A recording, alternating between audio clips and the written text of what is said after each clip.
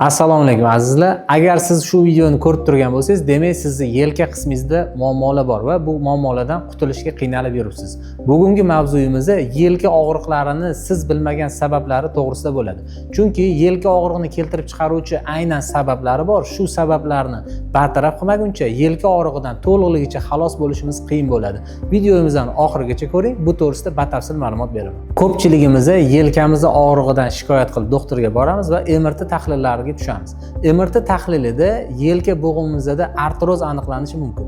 Ko'pchilik holatlarda bizga murojaat qilib kelishadi, artroz belgilari bor deb yozilgan tashxis ko'rinadi, ya'ni priznik artroz deb yoziladi. Lekin aslida artroz belgisi yelkamizni bu darajada og'ritishi kerak emas.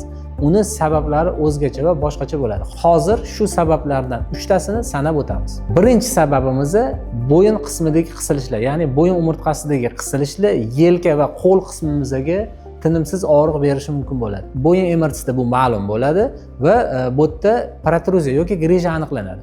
Endi insonlarning shunaqa tushuncha borki, grija aniqlansa, imенно o'sha joyda, ya'ni bo'yin qismida og'riq bo'ladi deb o'ylashadi. Yo'q, aslida grija qisilgan joyda emas. Grija qisilib, uni ketayotgan nerv harakatini nerv uchlaridagina og'riq sezamiz. Ya'ni bo'ynimizdan qisilish bo'lsa, yelkamiz, tirsagimiz yoki qo'limizda og'riq berishi mumkin. Endi grija sababini ko'pchilik biladi, bo'yin qismini MRT qildirgan va bo'ynida grija ma'lum bo'ladi. Endi bu grijani ham keltirib chiqaruvchi sabablari bor. Biz grijani o'zi bilan kurashamiz. Bo'ynimizga narsa taqib cho'zib yurishga harakat qilamiz, bo'ynimizdan tortamiz, bo'yin mashqlari qilamiz. Buni bartaraf qilishga urinamiz, lekin buni tagida yotadigan negizi bo'ynimizdagi mushaklarning spazmi hisoblanadi.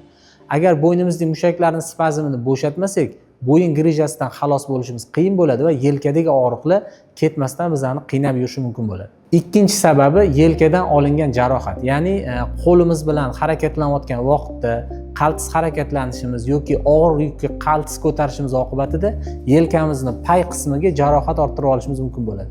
Endi yelkamizdagi jarohat yelka qismi ko'p harakatchan bo'lgani uchun buni to'g'ri bo'lishi, bitishi qiyin bo'ladi. Biz buni to'liq bitirmasdan, davolamasdan turib harakatni davom ettirsak, yelka og'rig'imiz surunkali holatga o'tib qolishi mumkin. Endi savol tug'iladi, yelka qismidan jarohat bo'lganmi? Endi surunkaliga o'tib qoldi. Buni davolash iloji bormi?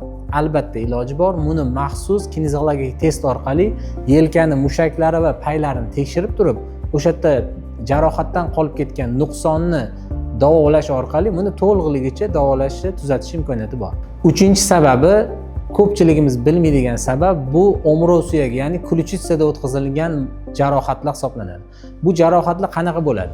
Deylik, biz orqa qism bilan yoki yon qismga yiqilayotgan paytimizda tanamizni himoya mexanizmi ishlab, biz boshimiz yoki yelkamiz urmasligi uchun qo'limiz bilan yerga tayanib qolamiz. Bu holatda tana vaznimiz qo'limizga tushadi. Endi qo'limizni tekis qilgan holatda tayanganimiz uchun bizning eng katta tana vaznimiz nagruzkasi omro suyagi, ya'ni ключицаga tushadi.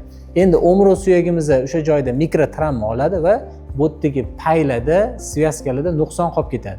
Bu nuqson bizning yelkamizning mushaklarini to'liq ishlamasligiga va nerv qisilishlariga olib kelgani uchun yelka qismimizda og'riq paydo bo'ladi. Biz yelkamizga mas suramiz, blokada qildiramiz, yelka qismimizni davolashga urinamiz. Bu yerda artroz bormi, yo'qmi, buni qiziqamiz, ko'ramiz. Lekin aslida muammo ildizi ключица, ya'ni omro suyagida bo'lgani uchun yelkamizda tuzalmasdan qiynalamiz.